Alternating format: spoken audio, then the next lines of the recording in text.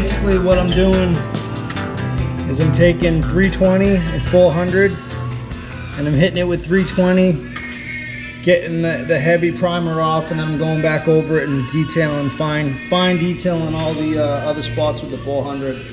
Trying not to break through the paint at all. There's a few spots where it looks like it was already broken through, because I know I'm not hitting it too hard and it's already down to bare metal because there's no aqua underneath the black in certain areas, so, which is fine, but I'm just trying not to break through it too much.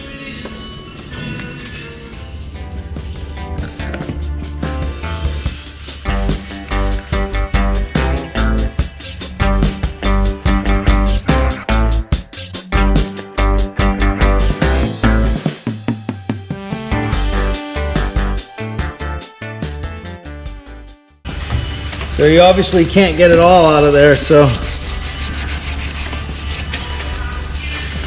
just trying to get the bulk of it.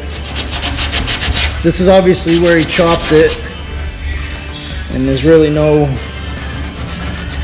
aqua paint underneath that, so I'm not going after that too much, but I'm trying to chase it to see how far the aqua does go. See, it's coming off here pretty easily. I mean, again, I'm really not trying to get it down to bare metal because I don't want to, and I'm really not putting much pressure on it. But even with that being said, there's just some spots where it's just going down to bare metal.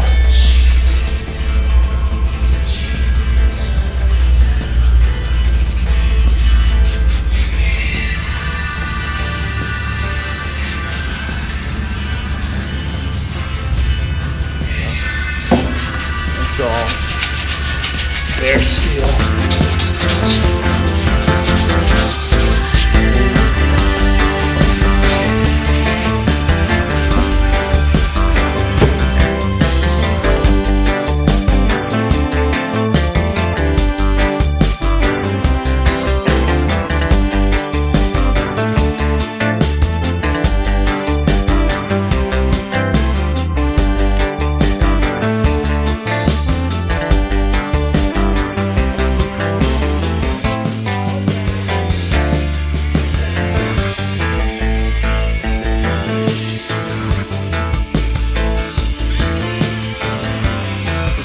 Going. I think that's pretty good. I think I got, well, except for the fenders. I'm going to do the fenders next, but I think for the most part I got everything. That's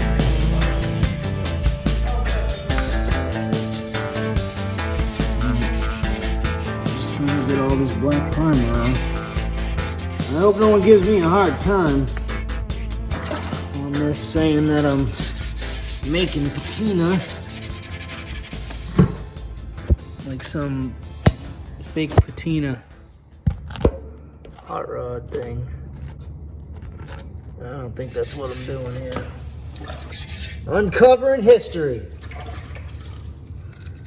1958 Tropic Turquoise. According to Walter Ash, who was best friends with the guy who built this car, George Ryan,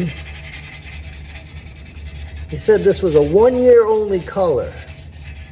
Now, I don't know if that's true or not, and as far as I know, it could be, but he's 80 years old, and if he says it's a 1-year color, then by God, it's a 1-year color, because he's lived a lot longer than me, and he's deserved to tell those stories. Especially, you know, he was buddies with the guy who built it. And from what I heard, this car was one hell of a race car. So, we'll see. Hopefully in a few days when I can see the pictures that Walter has of what this car looked like back in the day. So, and then I can Look at that, it just comes right back. Then I can kind of figure out what I'm gonna do, how I'm gonna build the car. I don't see myself looking for a Pontiac 389 with a tri-power, but you never know. That's supposedly what the car was originally built with. And it currently has, it was a 1963 out of a GTO, originally a 2-barrel car.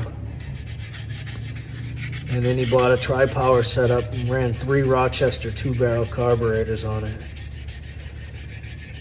Which I don't think are too hard to find, I could be wrong. But that's what it had back in the day. So we'll see.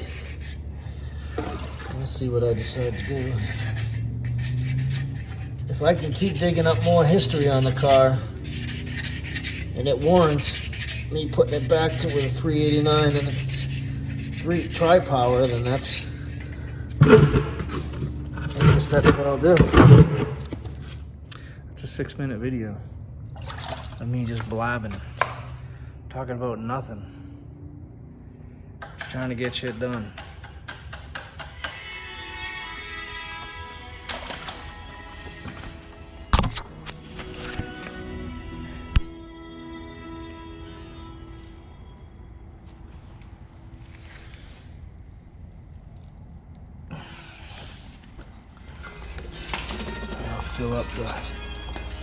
Fill up the old WD-40 jug.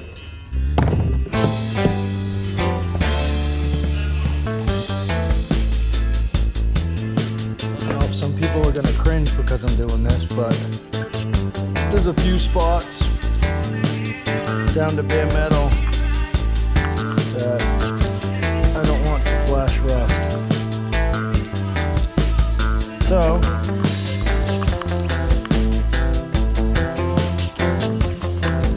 hit it with some WD-40 for now, and then wipe it off when the time comes. I'm still good down here behind the header, kind of get, because I couldn't really reach it. Pull that header off. Next will be to get some steel wool, clean up those chrome. He said they were 58 Chevy chrome reverse. They were 8.5 inches, or are 8.5 inches.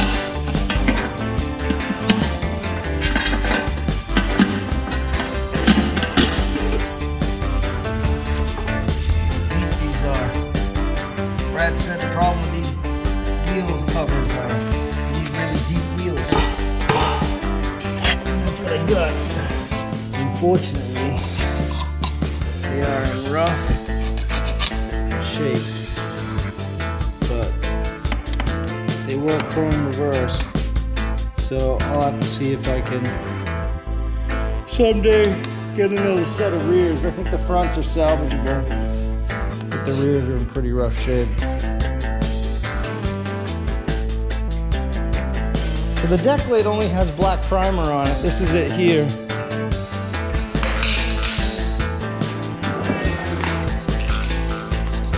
Sanded it down and just went into the primer, into the sheet metal. But as you can see,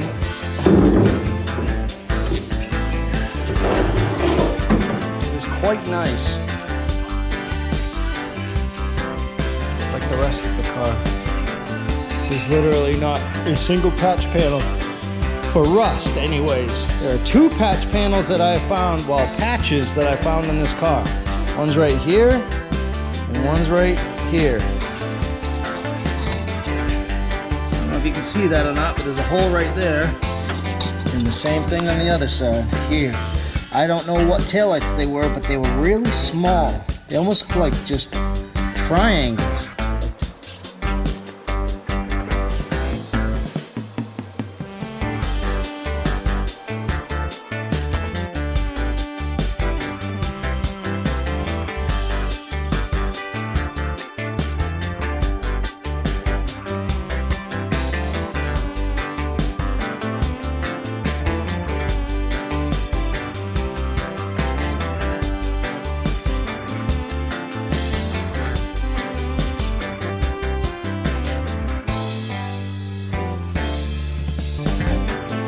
that's it. That's where I'm leaving off for the night.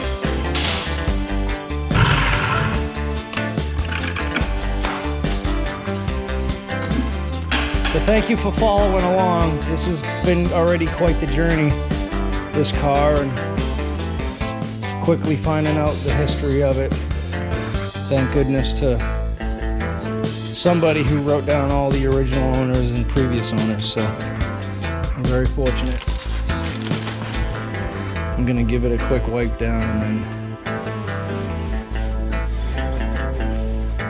head off into the house.